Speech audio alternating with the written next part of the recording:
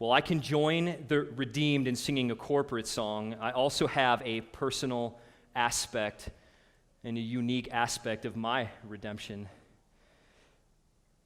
When I sing, sometimes I think of where I was at 11 years ago. And I remember, and I had this vision in church not too long ago, but God just brought back to mind where I was 11 years ago, 12 years ago, somewhere around there, and I was in the car and on my way to get heroin in Chicago, and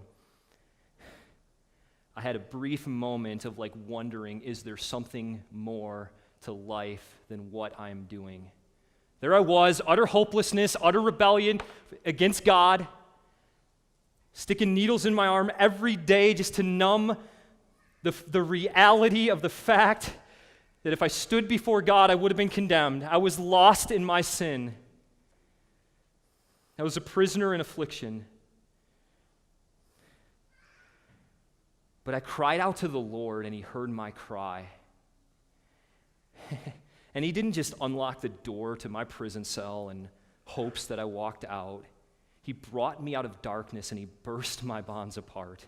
That's the imagery we're given in Psalm 107, verse 14. That's the way the Lord redeems. He does it, and He did it to me, and my story is a little different than yours. And now I know my purpose. It's to proclaim that redemption. And mine is I want to proclaim it to addicts all over the world, because I know that all across the United States, there are kids in cars right now that are sticking needles in their arm.